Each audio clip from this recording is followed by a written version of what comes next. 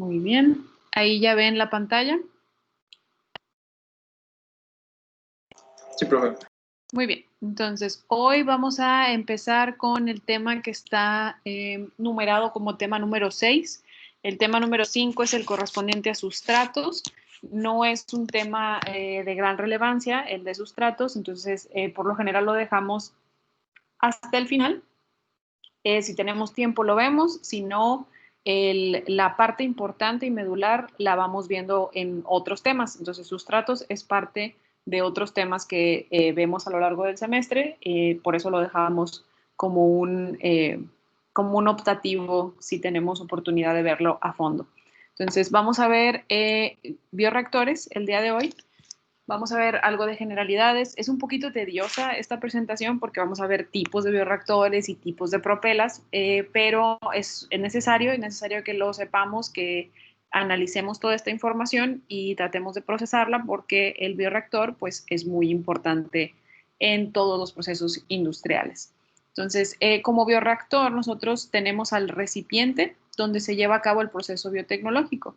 Entonces, cuando normalmente pensamos en un bioreactor, por lo menos en mi caso, cuando escuchaba la palabra bioreactor, yo siempre me imaginaba a un fermentador industrial, un recipiente de acero inoxidable o de cristal que era muy, muy grande, como los que tiene cervecería, que son de 60,000 litros, y no me imaginaba que podía ser un recipiente más pequeño.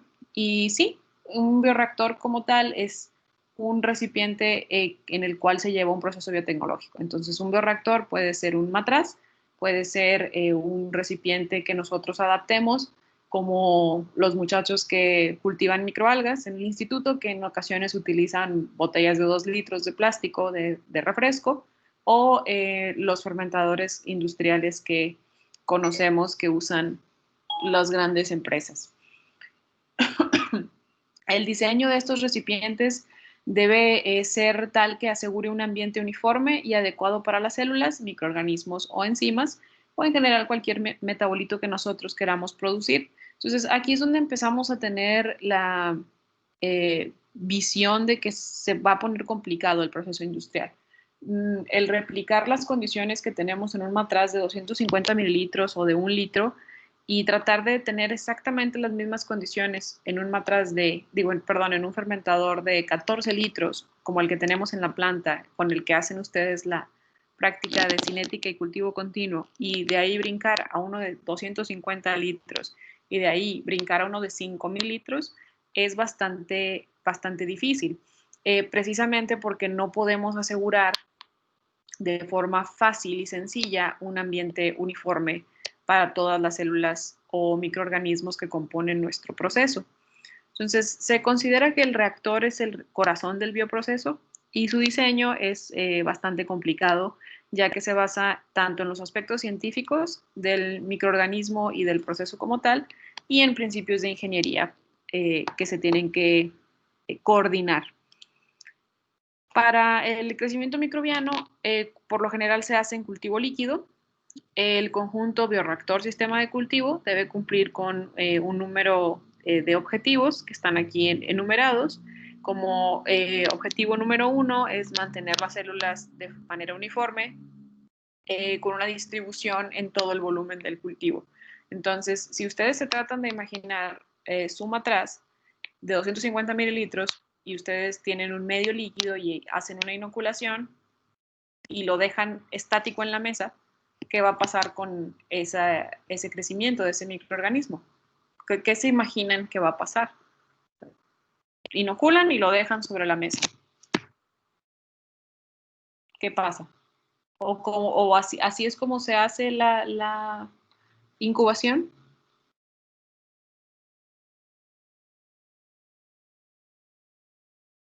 ¿O qué le hacen? ¿Se mete en la incubadora?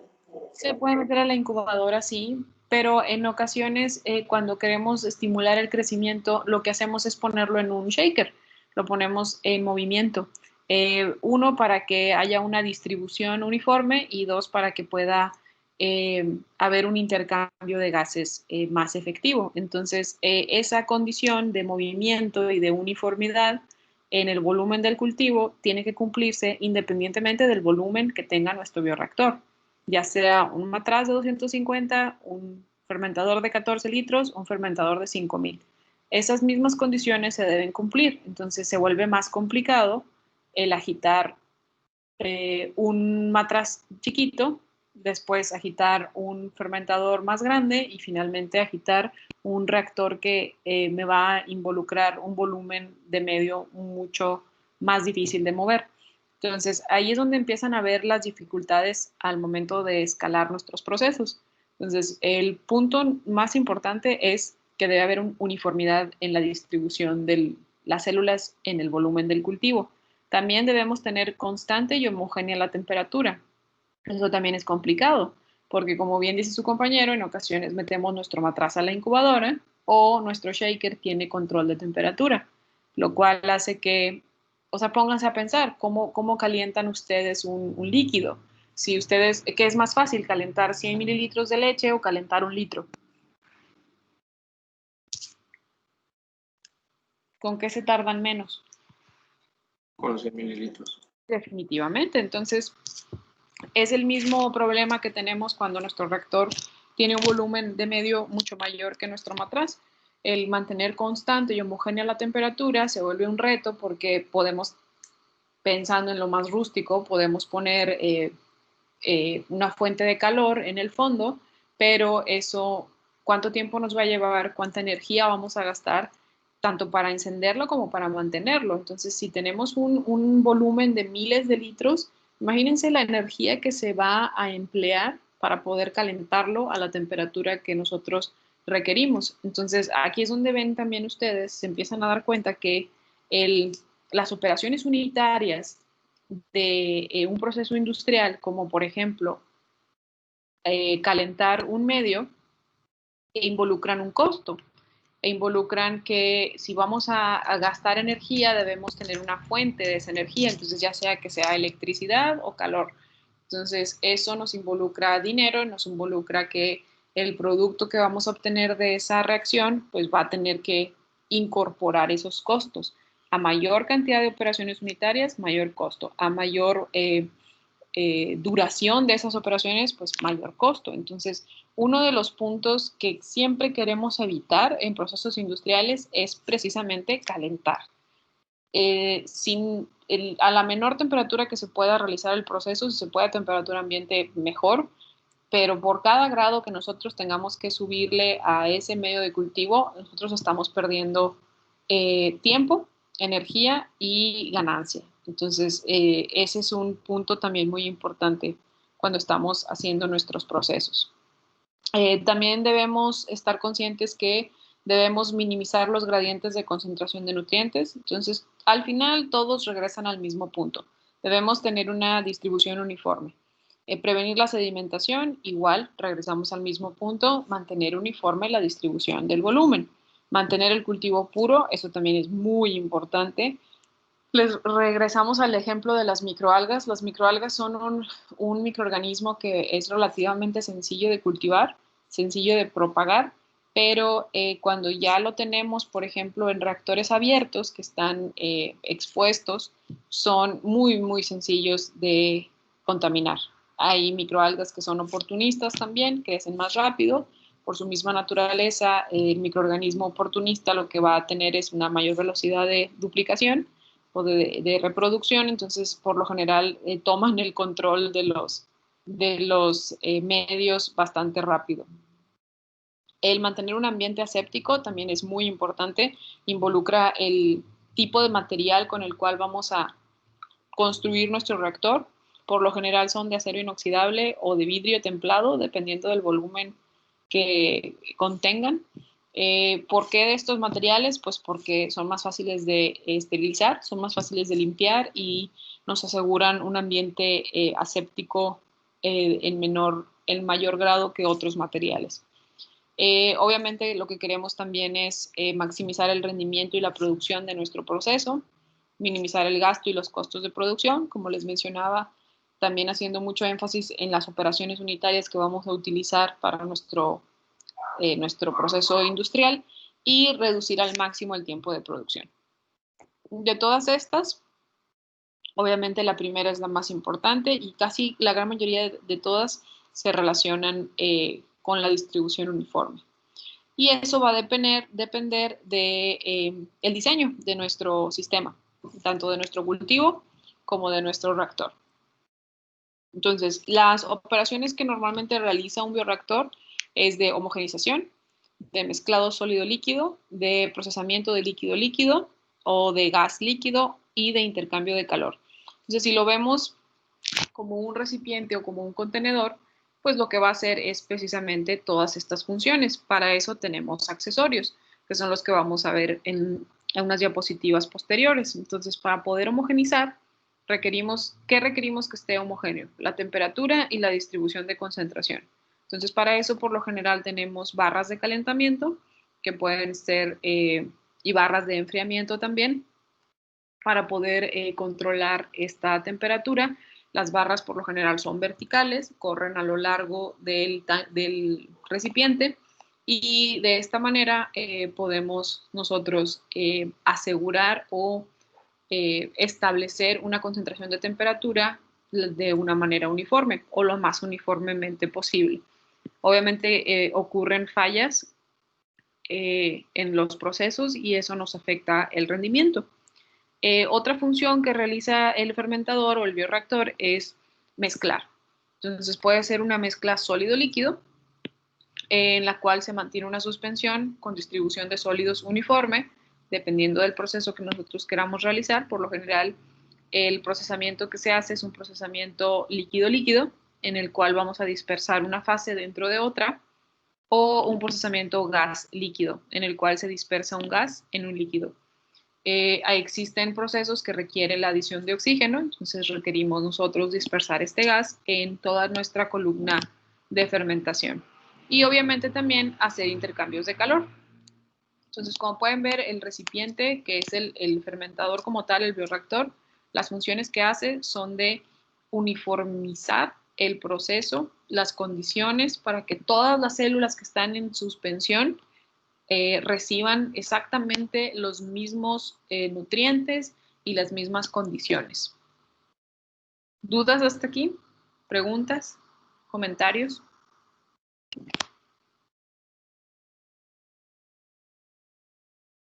¿No?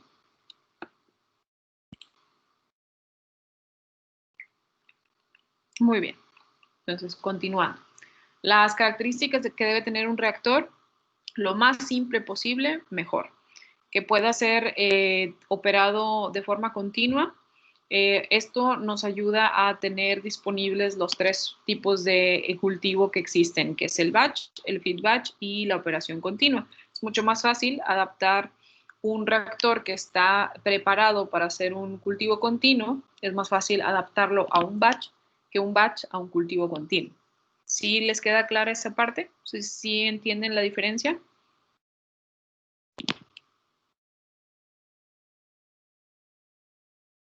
Sí, profe.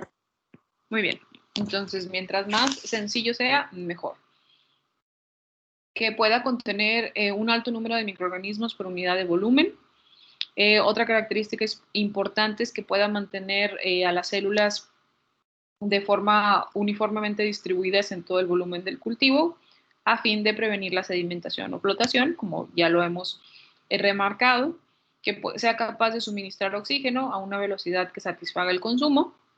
En la diapositiva anterior vimos que es una de las características principales o de los objetivos principales de un fermentador, que tenga bajos requerimientos de energía, que pueda mantener constante y homogénea la temperatura, que minimice los gradientes de concentración de nutrientes y que el diseño permita mantener el cultivo puro.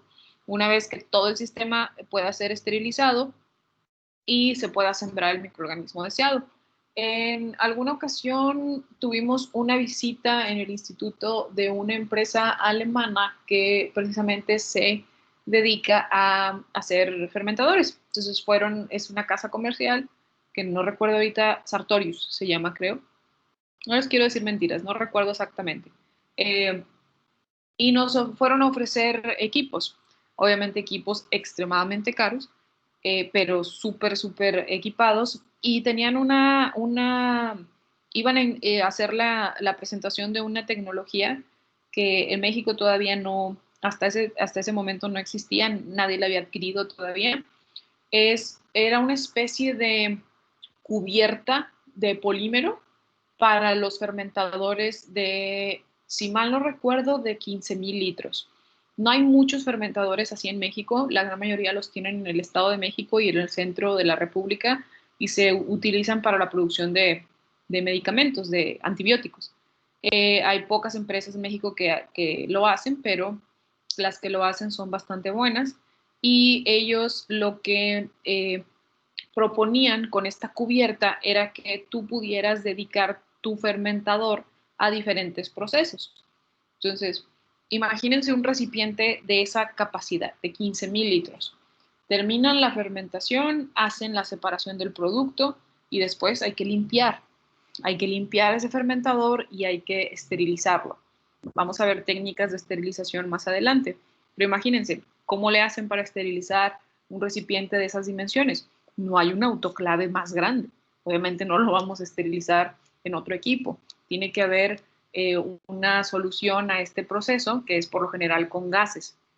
Entonces, ellos lo que proponen es que si tú ya dedicaste un fermentador a un proceso y es muy, muy peligroso meter a otro microorganismo, o sea, por lo general lo que se hace es siempre utilizar el mismo fermentador para el mismo proceso, para evitar riesgos de contaminación cruzada.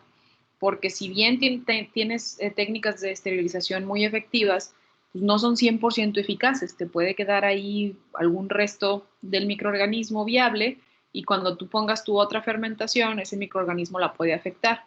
Entonces, lo que ellos proponían era que en lugar de que dedicaras un fermentador para un proceso, compraras estas cubiertas que ellos te vendían, recubrieras tu fermentador, realizaras tu fermentación, realizaras tu proceso y retiraras esa cubierta al finalizar.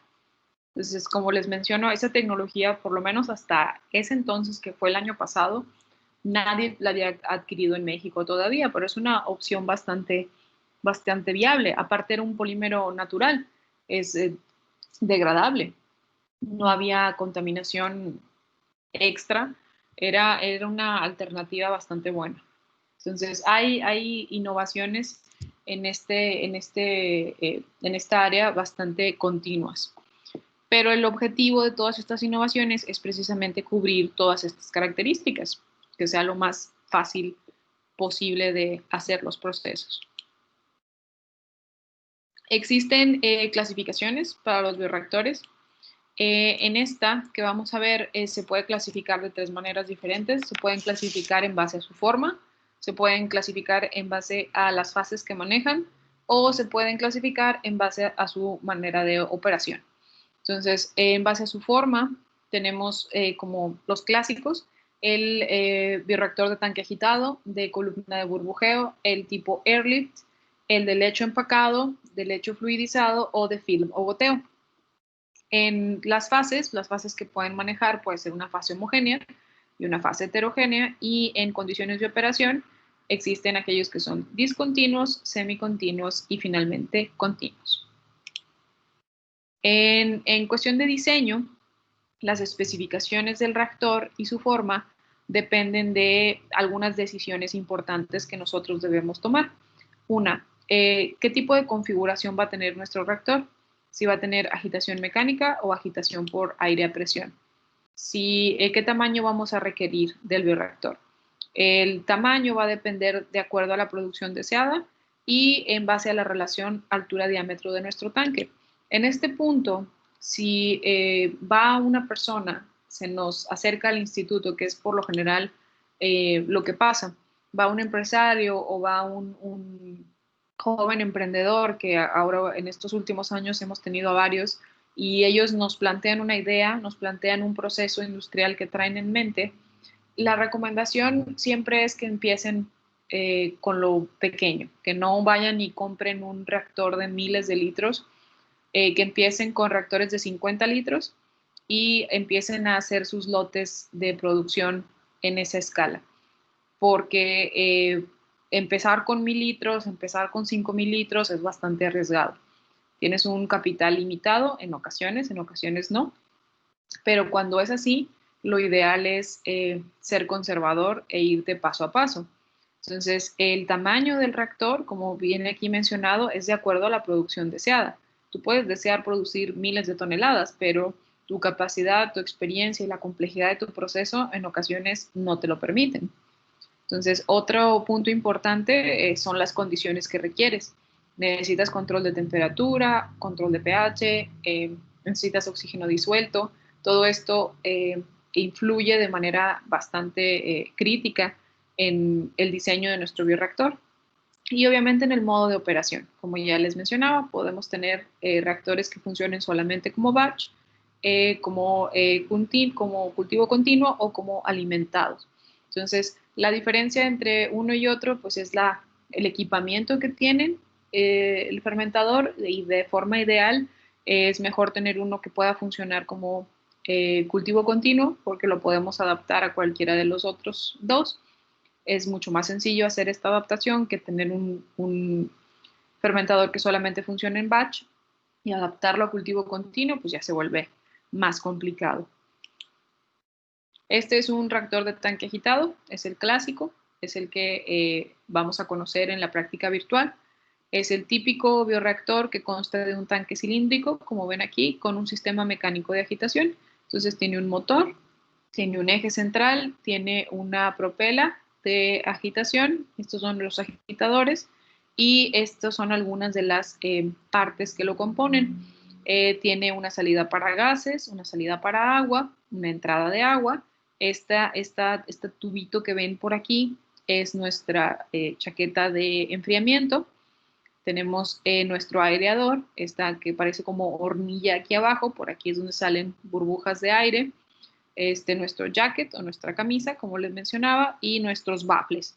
Los baffles o deflectores nos ayudan a tener mejores condiciones de agitación, nos permiten tener condiciones más uniformes. Ahorita les busco unos videos para que vean la diferencia. Y obviamente tenemos también algunas entradas y salidas de aire. En este sistema de agitación, como ya les menciono, tiene un motor y las turbinas son tipo Rushton.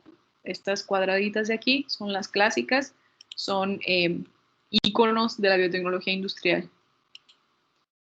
Existe una gran variedad y tamaño de propulsores que producen diferentes patrones de flujo dentro de nuestro reactor. Entonces, el cambio en la geometría de estos agitadores provoca que los patrones de agitación se modifiquen de forma bastante diferente. Entonces, la selección de nuestro agitador va a ser también bastante importante.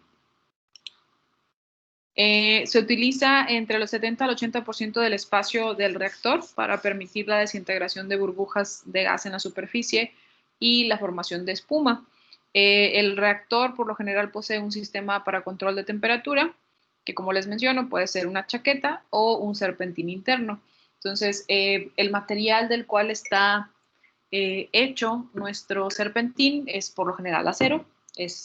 Nos permite un intercambio más efectivo de temperatura y un control bastante uniforme. Entonces, como pueden ver, está a lo largo de nuestra columna. Entonces, por aquí es por donde pasa nuestra agua, por todo este serpentín que ven aquí.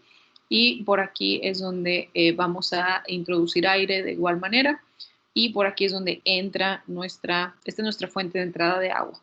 Entonces, esto es un bioreactor común. Nosotros en el que tenemos en la planta de fermentación lo tenemos conectado a tubería a un lavabo, a un fregadero, perdón, donde tenemos acceso continuo al agua y de esta manera podemos controlar de forma efectiva nuestra temperatura de reacción. De nuevo, muy importantes los baffles, nos ayudan a tener un patrón de agitación bastante uniforme. Existen, por ejemplo, otro tipo de reactores que no poseen agitación mecánica, como pueden ver la diferencia entre uno y otro, entre este y este. Este es un reactor muchísimo más sencillo, es básicamente un cilindro que tiene un suministro de aire. No hay agitadores, no hay motor, no hay elementos como en el anterior. Entonces, en este caso, la aireación y mezclado se llevan a cabo por difusores de aire, como el que ven aquí abajo. Requiere un menor gasto de energía. Por lo general se aplica para producción de cerveza, vinagre o tratamiento de efluentes, aquellos que no requieren que exista una agitación constante. Y también el tipo de microorganismos que se encargan de estos procesos, pues tienden a permanecer en suspensión.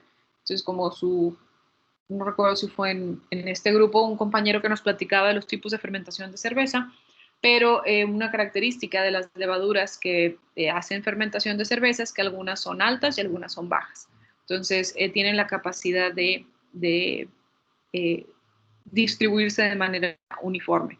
Entonces, se pueden manejar diferentes diseños de difusores, diferentes flujos de aire y diferentes relaciones altura-diámetro para estar de acuerdo con las propiedades de viscosidad de nuestro medio.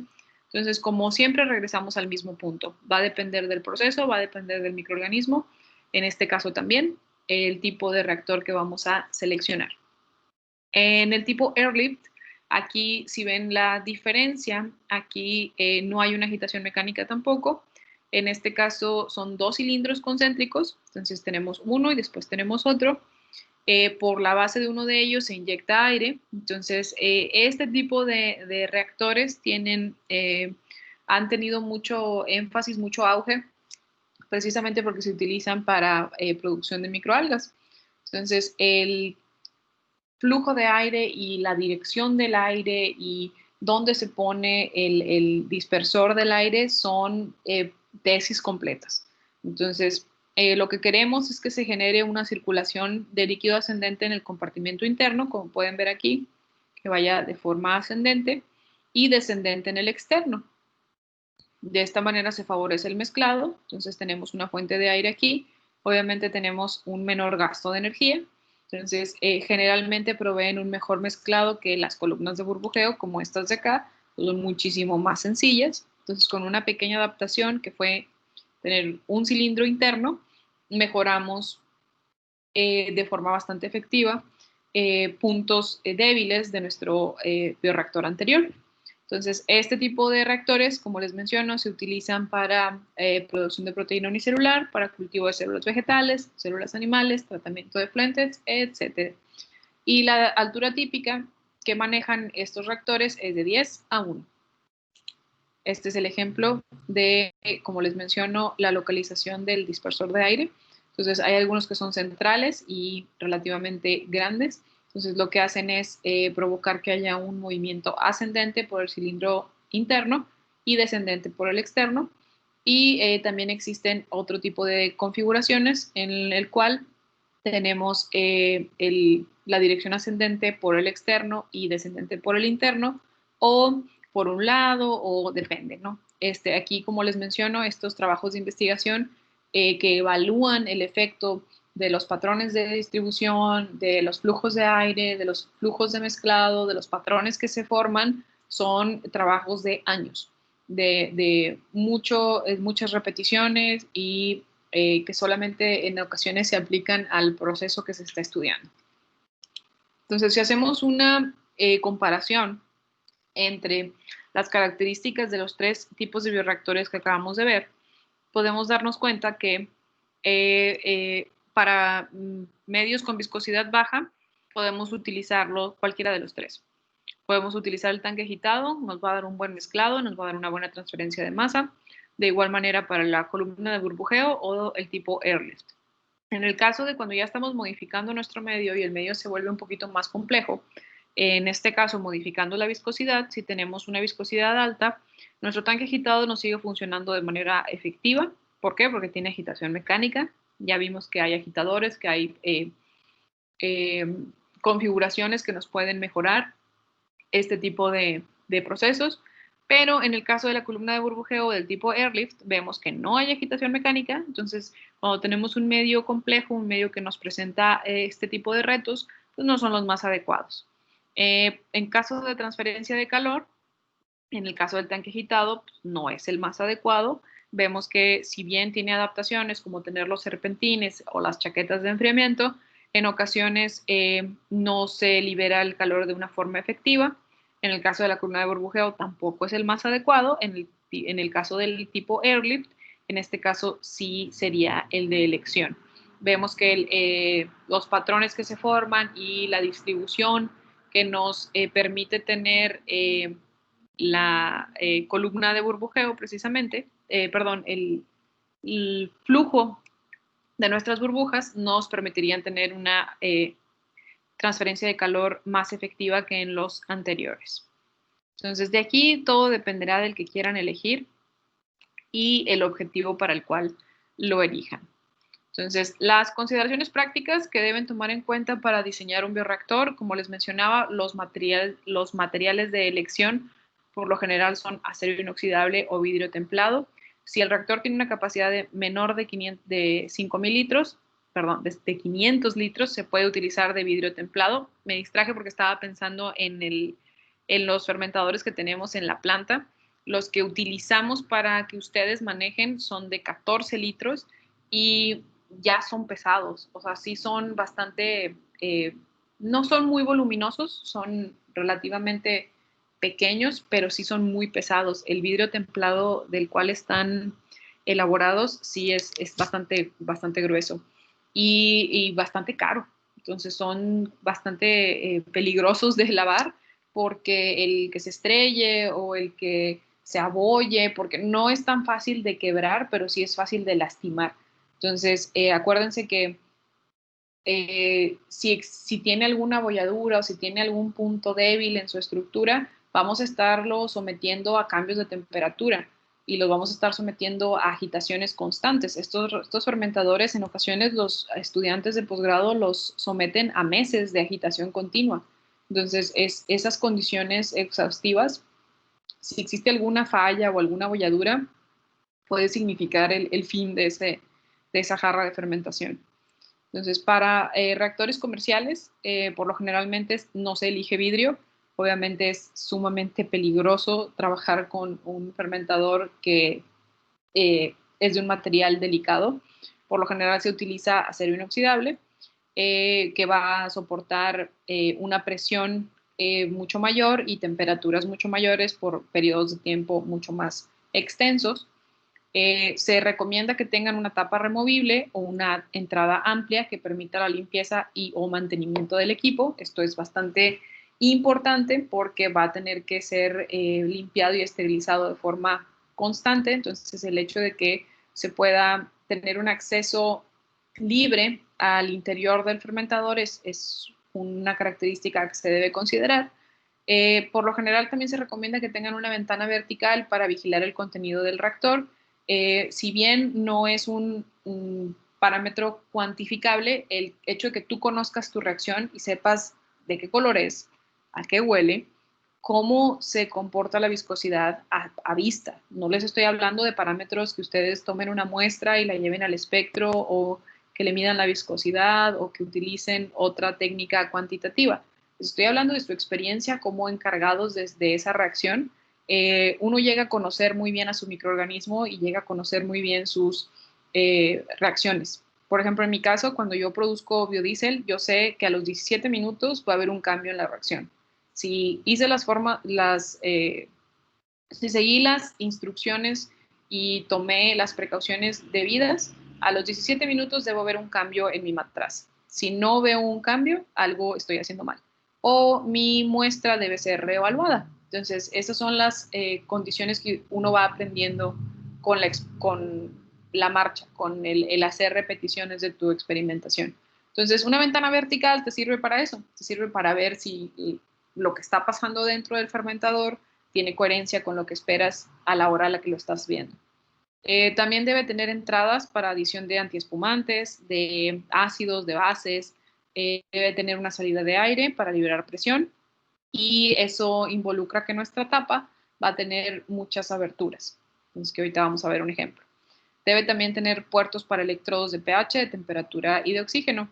Como vimos cuando hablábamos de historia de la biotecnología y hablábamos de las últimas etapas, de las etapas modernas, en la que la producción industrial de nuestros metabolitos de interés ya se hacía el monitoreo a través de electrodos, pues a esto nos referimos. Ya podemos tener sensores que nos indican de forma constante y en ocasiones nos pueden predecir cómo se va a comportar el pH, la temperatura y la oxigenación de nuestro proceso. También se recomienda que tenga una válvula para cosecha, para tomar muestras, para saber cómo va nuestra reacción. Esto es sumamente común cuando se están produciendo destilados de alcohol. En ciertos puntos del proceso se toman muestras que por lo general se consumen por catadores, si el destilado es de alta calidad, y estos catadores se prueban la muestra directamente del fermentador y determinan si el producto es apto para continuar o se detiene el proceso. Entonces, válvulas para cosecha son muy importantes. También debe tener, obviamente, un sistema de agitación y o aireación, si así se requiere, que tenga dimensiones estándar para crecimiento de bacterias, ya que mejora la transferencia de oxígeno, o en su caso para crecimiento y desarrollo de células animales o vegetales. Y esta sería una etapa común de un fermentador. Como pueden ver, tiene diferentes, son como llavecitas para ajustar, y todos estos secciones, todas estas como maripositas se aflojan, y se aflojan para poder tener acceso al fermentador y ser capaces de introducir nuestros electrodos de pH, nuestros electrodos de oxígeno. Una vez que ya se introducen, si es el adecuado para la tapa, por lo general queda bien sellado. Si no lo es o ya tiene muchos años, como nuestros fermentadores, pues se sella con parafilm y con gasa. Y se van haciendo este tipo de ajustes. Nuestra tapa ya no se ve como esta, la que normalmente utilizamos para las prácticas, ya tiene muchos años, pero es muy similar entre modelo y modelo. Como pueden ver, el objetivo aquí es que tenga un buen ajuste y que tenga diferentes mecanismos de entrada. ¿Dudas hasta aquí, muchachos? ¿Preguntas? ¿Aportaciones?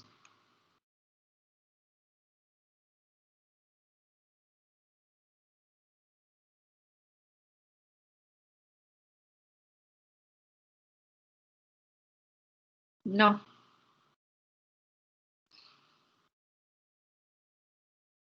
¿Qué les parecen los bioreactores? ¿Conocen un bioreactor? ¿Alguna vez han utilizado un bioreactor? Parece un autoclave, profe. Parece un autoclave, así es. Es muy similar, te digo. En este caso, esta es una tapa de un reactor de acero inoxidable. El que nosotros tenemos es de vidrio, entonces la tapa no es de vidrio, pero tiene una estructura interna que permite el ajuste. Se los puedo mostrar rápidamente. Déjenme ver. Van a ver mis historiales de búsqueda. Estamos preparando un protocolo de bioseguridad para regresar a trabajar al instituto, y tengo muchas ventanas abiertas de mecanismos de desinfección contra COVID. Entonces, cuando quieran podemos discutir de cómo desinfectar sus casas y sus víveres. Estoy bastante empapada de información. Entonces, esta es la práctica que vamos a tener cuando nos toque cinética y cultivo continuo. Entonces, en esta práctica incorporé algunos videos de los fermentadores que tenemos en la planta. Entonces, está un poquito pesada. Déjenme que haya oportunidad de que se cargue. Y ahora ven por qué nos vamos a tener que llevar 2 horas. Es bastante larga. Este es el fermentador que tenemos en la planta. Bueno, uno de 4. Entonces, como pueden ver, es relativamente pequeño. Es de 14 litros de capacidad. Entonces, está conectado a este panel de control. Obviamente ya hay paneles mucho más modernos y mucho más avanzados, pero a través de este panel podemos controlar temperatura, pH y oxigenación. Entonces, la oxigenación la controlamos con esta parte de aquí. Aquí podemos ver cómo está la presión, y como pueden ver tiene muchísimas mangueras puestas, así es como ya se ve uno que está en uso. La tapa que vimos, pues obviamente era una ilustrativa. Cuando ya está en operación, pues tiene todas estas mangueras colocadas. Esta, por ejemplo, este es un filtro. Entonces, este filtro va acoplado a otro filtro. Mediante aquí, a través de esta manguera es que nosotros incorporamos aire y pues obviamente tiene que venir filtrado. Esta es nuestra válvula de cosecha, esta de aquí. Y aquí todas estas como barras son cubiertas en donde se insertan nuestros electrodos de oxígeno, de pH y de temperatura. Entonces están, como pueden ver, hasta el fondo. Entonces nos están dando lecturas de cómo está la columna de fermentación. Esta es la fermentación que hacemos normalmente con ustedes. Es con una levadura, con Saccharomyces, y la razón principal de por qué utilizamos nuestro fermentador al 70 u 80%, como lo decíamos en la clase, es porque la gran mayoría de los microorganismos producen espuma. Entonces, aquí lo pueden ver en el matraz. Este es nuestro blanco, este es nuestro medio ya con crecimiento y como pueden ver, la espuma que produce es bastante considerable. Entonces, si nosotros utilizáramos nuestro fermentador al 100%, tendríamos bastantes problemas con microorganismos que producen espuma, como el caso de Saccharomyces. Entonces, así es como se ve. Déjenme ver si está por aquí el video de nuestra planta. No, este no es. Vamos a ver si está por acá. Creo que son estos. Como quiera, como les menciono, vamos a ver esta práctica. Vamos a ver si podemos ver.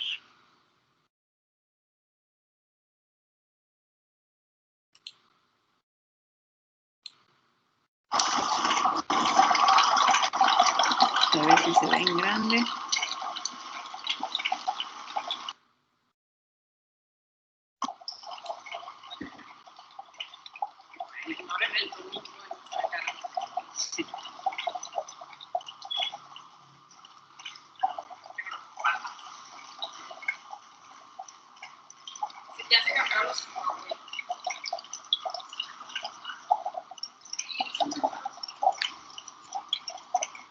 Y listo. Entonces les digo, esa inoculación o ese inicio de la técnica se hace normalmente en domingo. En domingo nosotros vamos e inoculamos el fermentador para que ustedes lleguen ya aproximadamente 22 horas después, es que Saccharomyces entra en fase exponencial. Entonces ustedes ya tomen la muestra cuando ya el microorganismo está con mayor crecimiento y tengan datos que les sean de más utilidad. Entonces, así practican la cinética y detenemos la cinética, o sea, detenemos al microorganismo en esa fase, precisamente adaptando el cultivo continuo, porque el fermentador así nos lo permite, y a partir del martes que terminamos la cinética, y del martes a viernes hacemos todo el cultivo continuo. Entonces, un microorganismo que de forma natural tendría su fase de muerte a las 48 horas, nosotros la podemos extender al doble, al triple o 4 veces más el tiempo o el tiempo que nosotros determinemos. Entonces, todo eso nos lo permite precisamente el fermentador. Entonces, eso no lo podríamos hacer en un matraz o no lo podríamos hacer en otro recipiente que no tuviera entrada y salida de nutrientes. ¿Dudas, preguntas hasta aquí? Entonces, ya casi se nos acaba el tiempo. Yo creo que aquí vamos a quedarnos. Ya casi acabamos con este tema. Como les digo, estaba mucho más sencillo que los anteriores. Entonces ya se vuelve un poquito tedioso porque hay que hablar y explicarles cada una de las características y cada una de las partes, pero es necesario. Para procesos industriales debemos conocer toda esta información. Entonces, déjenme, les dejo de compartir. Detenemos la grabación.